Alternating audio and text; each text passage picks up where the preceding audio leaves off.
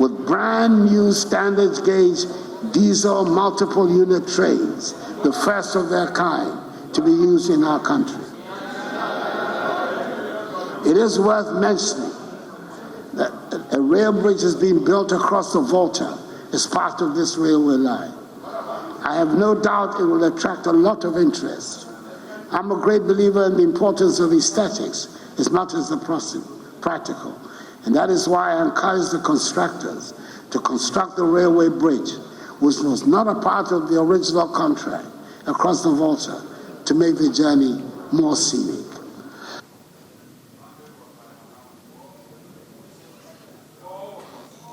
He nearly made me choke on my glass of water. Extraordinary statement to make.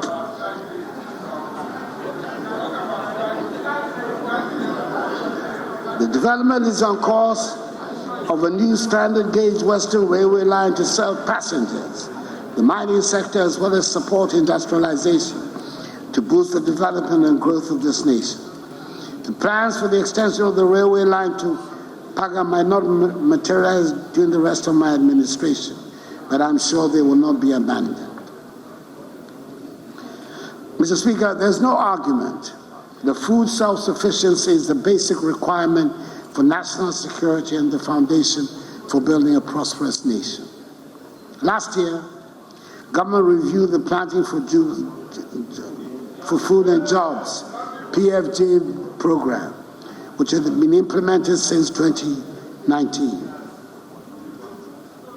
Based on lessons learned, government developed and launched, under the dynamic leadership of the new Minister for Food and Agriculture,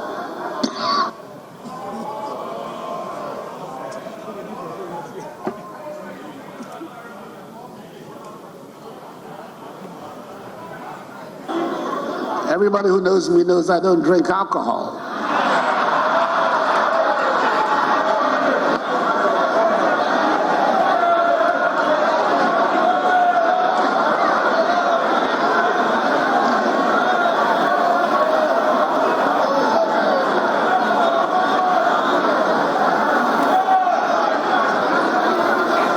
Last year, government reduced the Planting for Food and Jobs program, which have been implemented since 2017.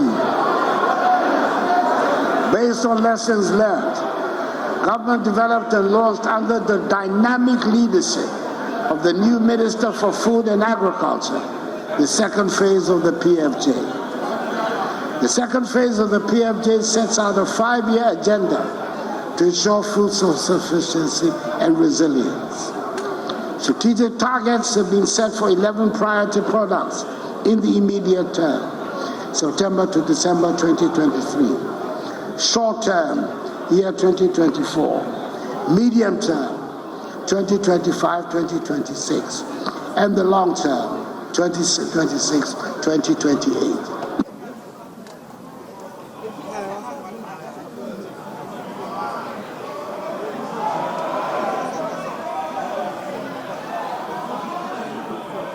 The selected products are maize, rice, soybean, sorghum, tomato, pepper, onion, cassava, yam, plantain, and poultry.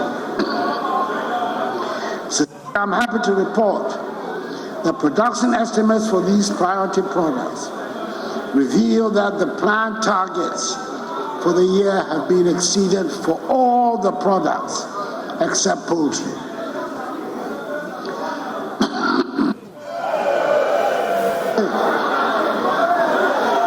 Poultry obviously requires extra attention, and that is exactly what we're doing. We have every intention of meeting the domestic production targets for poultry this year, 2024, and moving on to production levels that will lead to reduction in poultry imports.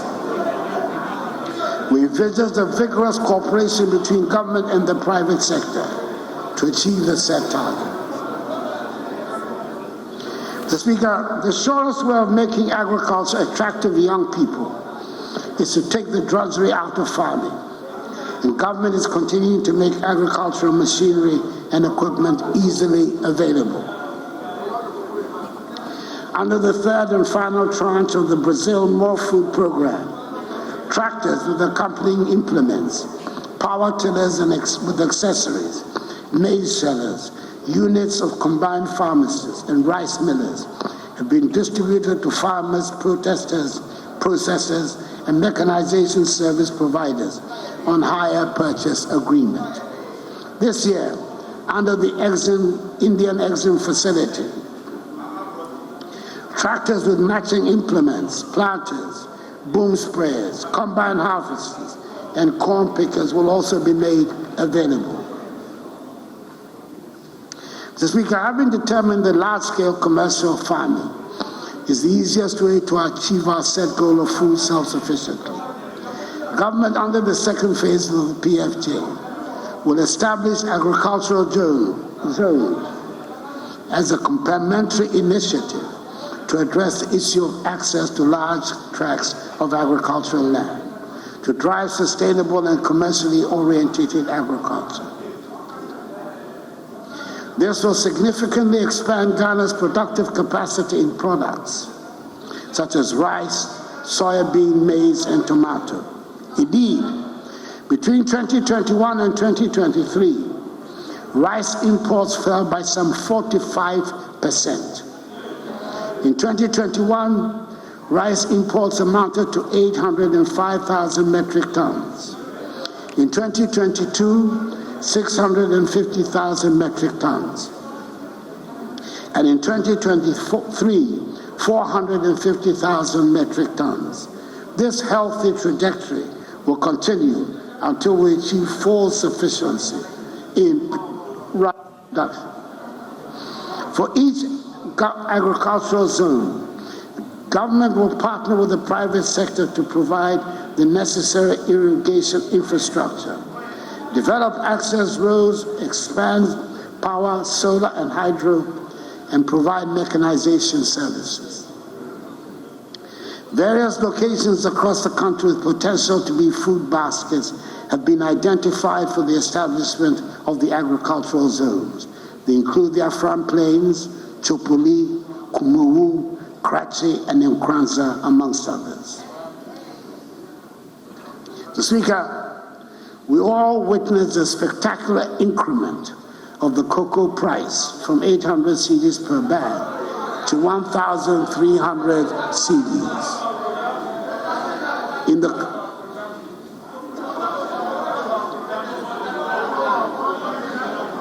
To 1,300 cedis per bag in the current cocoa season, the highest increase in 50 years. With the current trend of the world cocoa price, cocoa farmers can be sure that I will do right by them in the next cocoa season. Mr. Speaker, government has begun the development of 7,100 hectares irrigation infrastructure in 5 identified economic enclaves within the Afram Plains agricultural zone. Work is also continuing towards the completion of the Temne Phase 3 extension and via irrigation schemes. This will make additional 1,150 acres of irrigable land available for cultivation of rice and vegetables. The Ghana Irrigation Development Authority will continue with the development of small earth dams in the northern, upper east, upper west, northeast, and savannah regions to support the One Village, One Dam initiative. Whilst at it, Mr. Speaker, we have not forgotten about the welfare and well-being of our fisher folk.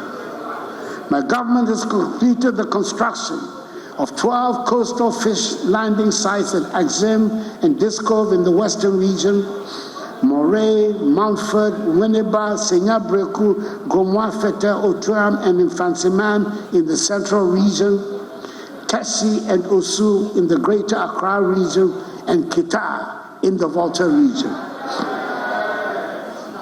Additionally, I had the pleasure in May last year of commissioning the newly constructed Elmina Fishing Harbor in the central region, much against the hopes of the naysayers. And God willing, soon this year, I will also commission the Jamestown Fishing Harbor, which currently stands at 88% complete and is expected to be ready by August 2024. Mr. Speaker, to help address the incidence of premixed fuel diversion and hoarding, government last year completed the installation of 50 out of the 300 premixed fuel automated dispenser. My expectation is that the remaining automated dispensers will be installed by September this year to help optimize the distribution of premixed fuel. Government will continue to take decisive actions, such as the close season, to help safeguard the ocean's capacity to regenerate and to continue to deliver substantial economic, environmental, and social value for our development. Mr. Speaker, last year, Ghana regained her position as the leading producer of gold in Africa, having overtaken South Africa.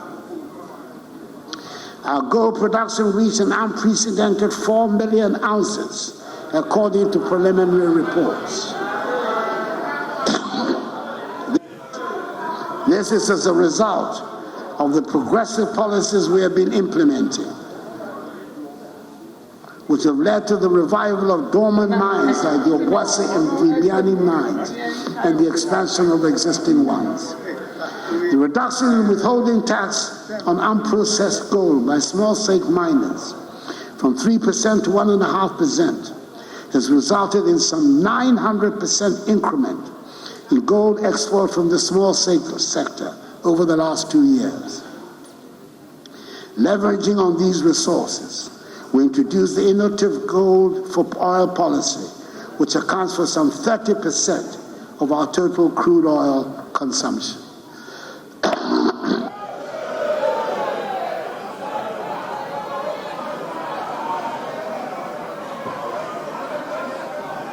Currently,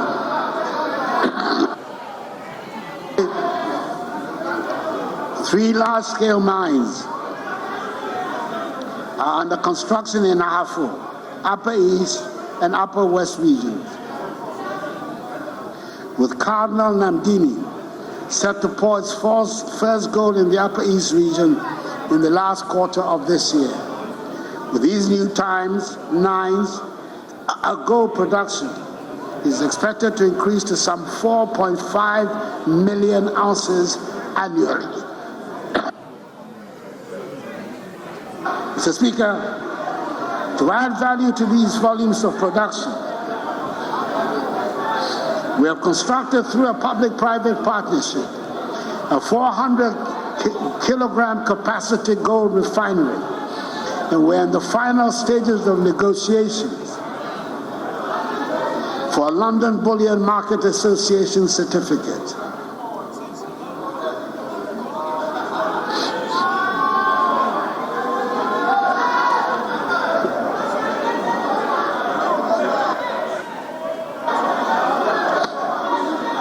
For our green minerals, including lithium, we have put in place a policy for their exploitation and management to ensure beneficiation across the value chain of these critical minerals. The Speaker, as it has been widely reported, Newman Corporation, the world's largest gold-producing company, which operates 2 huge mines in our country and is constructing a third, has announced its intention to sell its Achim mine in the eastern region, the 3rd largest mine in the country, which produced some 420,000 ounces of gold in 2022. As part of government's policy to modernize the mining sector, to indigenize the mining sector, we will engage with Newman to give priority to Ghanaian investors who will want to acquire this mine to ensure that our mineral resources better benefit the Ghanaian people. Mr. Speaker, we continue to work to ensure the protection of our forests and wildlife resources while reclaiming degraded forests. Some 42 million trees have been planted over the last 3 years under the Green Ghana project, and some 690,000 hectares of degraded forests have been cultivated between 2017 and 2022 under the Ghana Forest Plantation Strategy. Mr. Speaker, the main cornerstone of our move towards the industrial transformation of Ghana is the One District, One Factory policy, this government's iconic flagship initiative. It demonstrates how government can stimulate and incentivize the private sector to expand and diversify manufacturing across the country by harnessing locally available raw materials. It is significant to note that within the relatively short span of 6 years, government has directly intervened to stimulate interest in and support many private sector business promoters to make significant investments in manufacturing under the One District, One Factory program.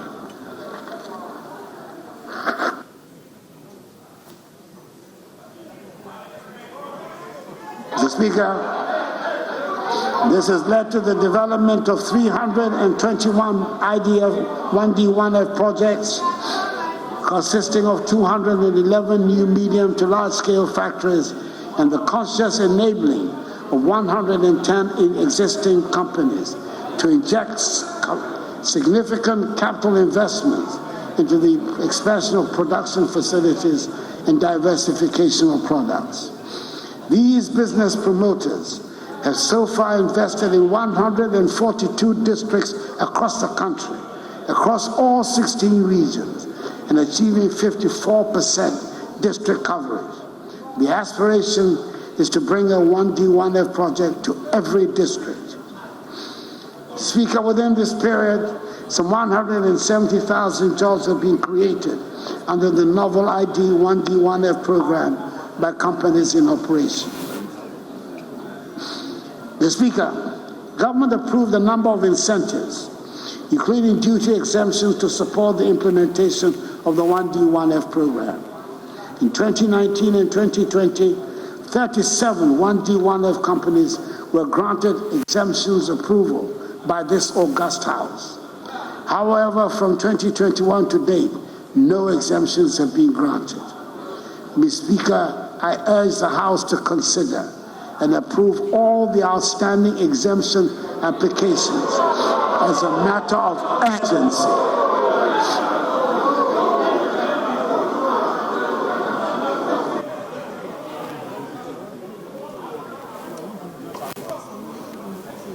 To send positive signals to the business community. The exemptions law that you will pass provides for such exemptions under existing laws. To speak of the other initiative aimed at stimulating industrial growth that we have been actively promoting is automotive assembly and component manufacturing. It is universally recognized as a key strategic sector for stimulating industrial transformation. The comprehensive automotive development policy launched by government in August 2019 has undoubtedly been the catalyst that has attracted a record number of 12 original equipment manufacturers, including Volkswagen, Toyota, Suzuki, Nissan, Peugeot, Kia, Hyundai, Honda, to set up assembly plants and produce a range of models here in Ghana. The Speaker, it is noteworthy that these investments have been accompanied with complementary initiatives to build the necessary engineering and technical skills in Ghana. Toyota Ghana has partnered the School of Engineering Sciences of the University of Ghana to establish and operate a modern auto engineering training center for engineering students and the industry to acquire applied auto engineering training. Similarly, Kia Motor Company of Korea has upgraded the Rana Motors West African vehicle assembly with state-of-the-art equipment for training of auto repair and maintenance technicians, including repair and maintenance of electric vehicles. Mr. Speaker, to spur on industrialization, We're implementing the 4-project agenda of the Ghana Integrated Aluminum Development Corporation, gov't, with projects 1 and 2 having already taken off. And last month, we signed an agreement for the implementation of Project 3. Mr. Speaker, we will lay before this August House, at this first meeting of this session of Parliament, a legislative instrument to prohibit the export of bauxite in its raw state. We're also in the concluding phase of discussions for the establishment of a $450 million US refinery to refine the manganese we produce. Speaker, we have all long acknowledged that trade between African countries must increase if we are to make any headway with our dreams of prosperity on the continent.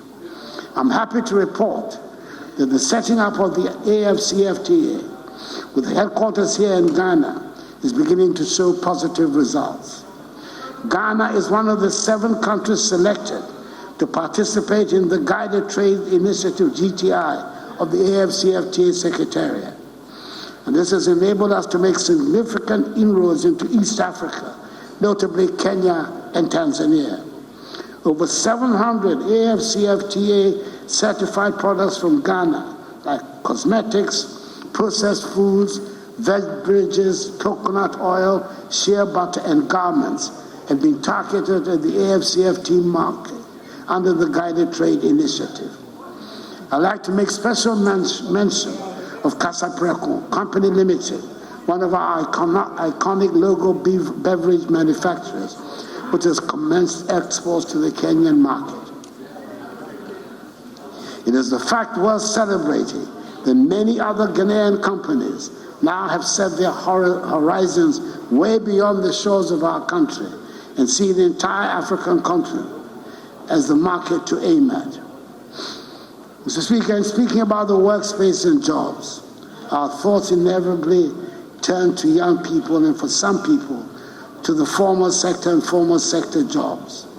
We often forget that formal sector employees form only a small part of the working population.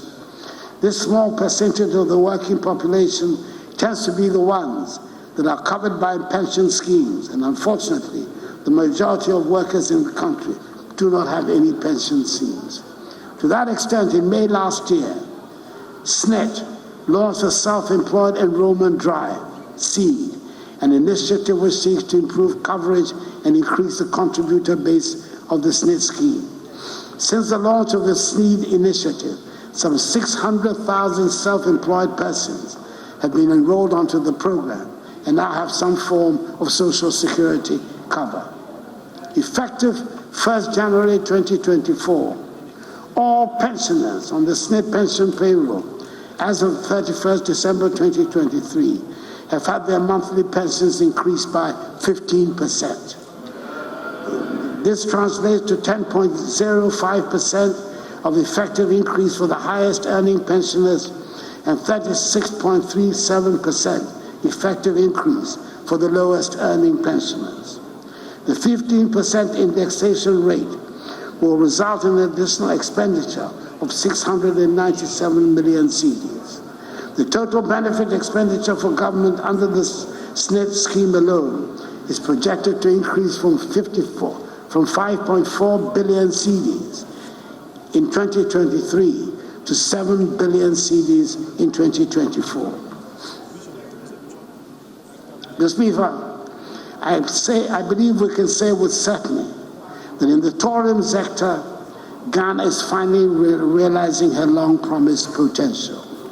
Starting from the events and excitement of the year of return in 2019, Ghana has truly become an attractive tourist destination, with visitors' numbers increasing every year.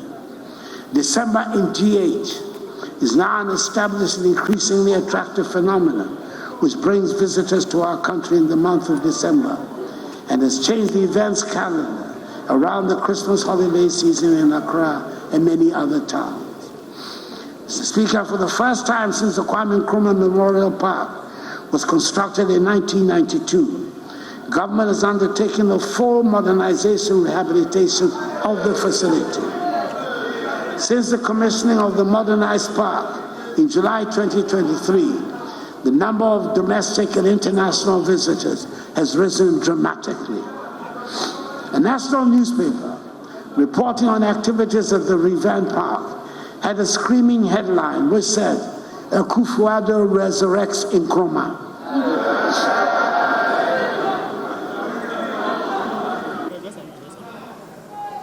That gave me pause for a moment, but on reflection, I decided I would accept it, be it a compliment or criticism or an addition to the collection of sayings by elders.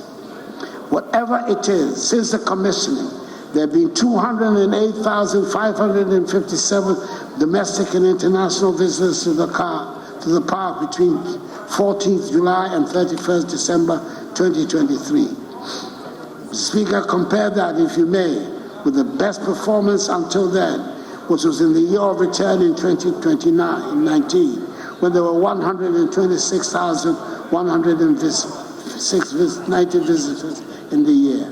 Other facilities are being upgraded, and it's good to know that the private sector is showing interest in getting into the development of tourist attractive sites. Mr. Speaker, the National Museum Gallery, which had been closed down since 2015, has also been fully refurbished. It attracted over 35 visitors in 2023, and I'm particularly pleased the school children form a good part of the visitors to these sites. The first ever Kente Museum, aimed at preserving the cultural heritage in Ghana, has been built at Bumre in the Ashanti region and was recently commissioned by the Second Lady. Preparatory works and designs for the construction of the Heroes Park, a museum to commemorate the founding fathers of Ghana, the Big Six, J.B. Dankwa, Emmanuel Obeche Bilamche, Edward Akufo-Addo, Ebenezer Akwaje, William Uforiata, Kwame Nkrumah, were completed in December 2023, and construction will commence very soon. Mr. Speaker, government through the National Film Authority is committed to supporting the production of world-class content and films, as well as increasing the cinema infrastructure in Ghana and by extension on the continent.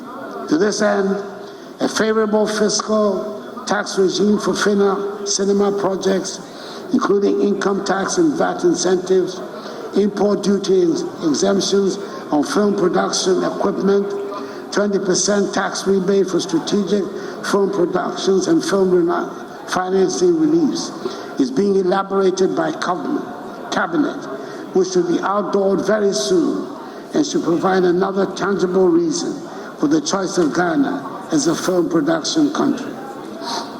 Mr. Speaker, in line with government's commitment to ensure gender equality, the revised National Gender Policy and the Affirmative Action Bill were approved by Cabinet in October 2023. The Affirmative Action Bill is currently before Parliament for consideration and approval, and we count on the support of members of Parliament for speedy passage of the bill. The Ghana Enterprise Agency, GEA, is implementing an Only Women support program where micro, small, and medium enterprises owned by women with the potential of scaling up their operations, increasing sales, and creating sustainable jobs will receive liquidity support. The GEA is also implementing the Youth Start program, a youth empowerment program which recently disbursed 100 million cedis to some 3,000 youth beneficiaries to upscale their businesses. Mr. Speaker, we're also implementing some interventions directed at providing support for persons with disabilities. In June last year, a significant boost was given to micro, small, and medium enterprises owned by persons with disabilities when government launched a 12 million CD PWD Enterprise Support Program. This grant support program under the Ghana Transformative Project is being funded with the support of the World Bank. Again, the Youth Employment Agency has initiated a groundbreaking employment drive targeting 282 persons with disabilities who used to work at poll booths. Speaker, let me now turn to football, a sport that is dear to the hearts of all Ghanaians. I'm sure I disclose no state secret if I state that I am myself an ardent football enthusiast and once played in the University of Ghana team with my friend, the late President John Evans Atta Mills, Fifi to me. Throughout the years, the national team, the Black Stars, has held a special place in the affection of Ghanaians. They lifted up our spirits as they dominated Africa and won 4 continental trophies. They have at other times broken our hearts, but it was not until 2006 that the Black Stars finally broke through to the world stage when they qualified for the World Cup for the first time. You will remember that we rose up as one in our support, and they did not disappoint. Then came the spectacular South Africa 2010 World Cup and its drama, when we almost became the first African side to reach the semifinals of the World Cup. It is fair to say that since the sad events of Brazil 2014, many Ghanaians have been left disappointed by some of the recent results of the Black Stars. Their various attempts have been made to revive the fortunes of the national team and rebuild the enthusiasm of the people with varying degrees of success. The recent AFCON in Côte d'Ivoire was probably the nadir of the performance of Black Stars and has left the nation saddened. However, I am quite certain that the young men and the technical handlers would themselves have wanted to make our nation proud. And I believe that the captain, Andre Dede Ayew, meant every word when he rendered heartfelt apologies on behalf of his teammates to all Ghanaians for the team's early exit. Speaker, I believe it is time for us to take a long-term, far-sighted approach to correct what has gone wrong. It is time to return to scouting, grooming, and developing talent at the grassroots level under a presidential policy on football that I intend to unveil very soon. The School Sports Department of the Ministry of Education will work hand in hand with the Ministry of Youth and Sports in collaboration and synergy with the Ghana Football Association to build district, regional, and national juvenile teams for both girls and boys. The more than 150 AstroTurf pitches constructed throughout the country under this administration provide the foundational facilities to make a start as we strive to provide more of them, which should see a steady progression of talent up the ladder from the junior juvenile teams to the senior sides based on merit and nothing else. A similar approach has been tried before under the 5-year football development plan led by the late Ben Kofi, initiated under the MPP administration of President J. Akufo-Addo. It was under this plan that talents such as Michael Essien, Sule Muntari, John Mensah, Derek Boateng, and later Asamoah Gyan and Stephen Appiah were discovered and nurtured. The results became evident to us and the world. It takes time, dedication, and patience. We cannot harvest where we have not planted and irrigated. I have no doubt at all that the Black Stars will rise and make us proud again. Mr. Speaker, the senior women's team, the Black Queens, who do not get half the attention the Black Stars get, have been performing quite creditably. They've gone for 10 matches without any loss until last December, and then when they lost narrowly to Namibia in the qualifying ground for the 2024 Women's African Cup of Nations. Even though they lost narrowly to Zambia in the first leg of the qualifiers for the 2024 Olympic Games, let us wish them well in the second leg to be played in Lusaka tomorrow. I hope they give us something to cheer about. Mr. Speaker, it gives me great pleasure to report that all the preparations are ready for Ghana to welcome sportsmen and women from around the continent to participate in the 13th edition of the African Games.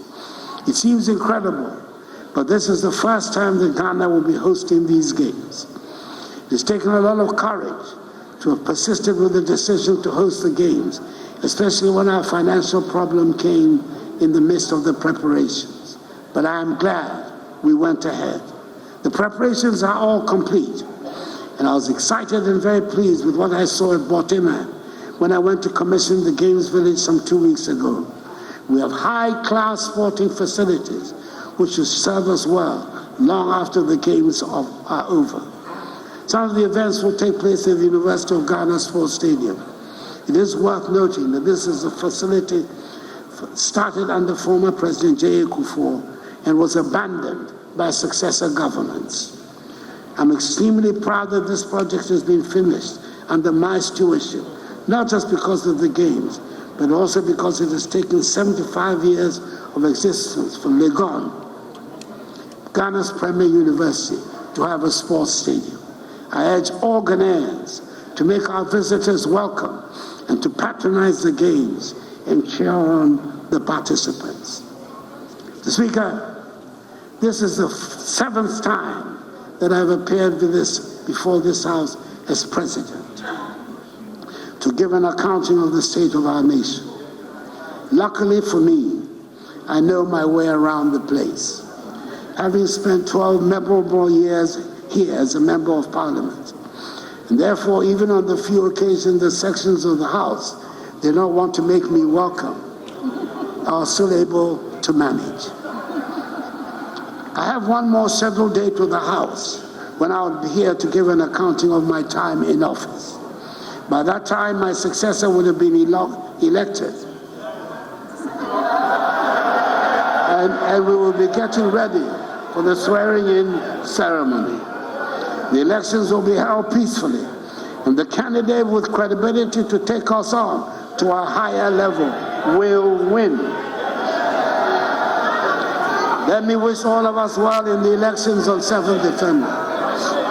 Before then, a number of important tasks lie ahead of us, one of which will be commissioning the Nana Adjumani Prempeh I International Airport in Kumasi, and naming the recently commissioned airport in Tamale, the Yakubu Tali International Airport of Tamale. Mr. Speaker, we stumbled, but we are rising again. We were bruised, but we are healing. We have recovered our footing. We have dusted ourselves off, and now we face tomorrow with confidence. Every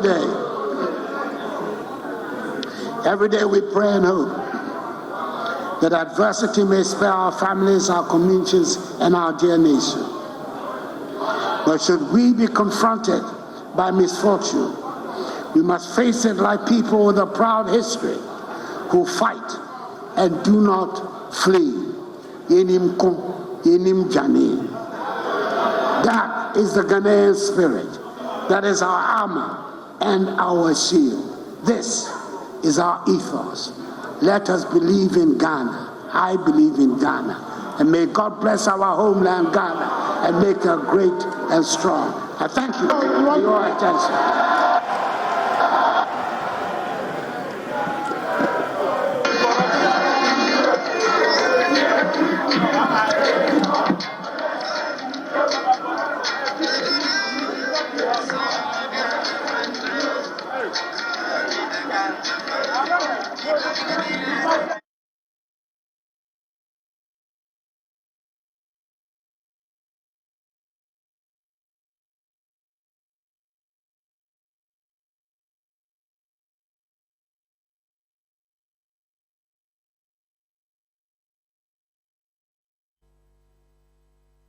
Excellency Nana Addo Dankwa Akufo-Addo no my Ghana yemra shebedwafie State of the Nations address o my Ghana yetebia ye bobra de afrase wakaso obeye o ma ne ho bre de waya akoduro de ode beka ho ma mansa traya ba ma Ghana fo ho asan ye no donhuri ba ko ne ye kire ka kra bi na ka donhuri mienu no o wode akwakogu na ye kase na wase no na se fra nwumre de ekwa bekoso adi ho komoni atutu mu ane ahwe sese de wakana frase ebesi afi no ensa traya bia ba mu a enti kase so ere fa asa akonye ede somwo kai se wuhia me a eya frame anoche wa ba ajwa sewa memwa ha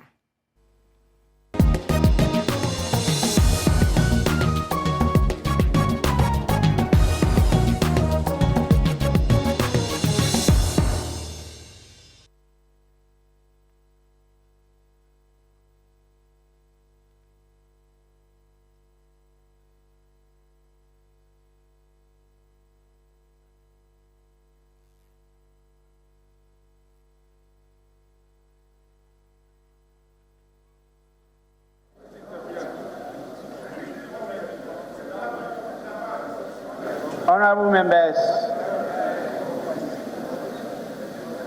I think it's proper and right for us to offer to our revered, distinguished guests for the delay in the commencement of today's proceedings. We have, and we owe it as a duty to let Ghanaians know and our audience why today there was a delay in the commencement of proceedings. And I would want to, on your behalf, also apologize to them for that delay. It was due to circumstances beyond our control. Honorable members, we were compelled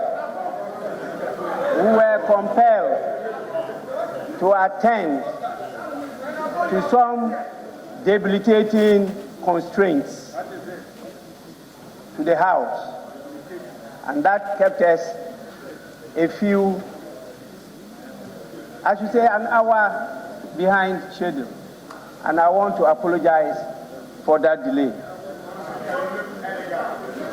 Honorable members,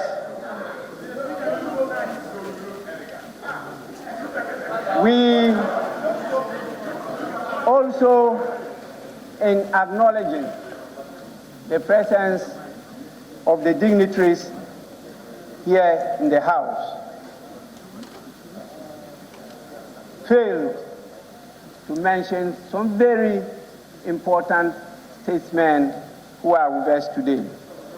And it's proper that we acknowledge their presence. We have with us Dr. Hassan Ayaraga, founder of All People's Congress. We also have in our midst Mr. Ivor Kobina Greenstreet, who, as you all know, is a former Convention People's Party flag bearer. We also have the leader of the Liberty Party,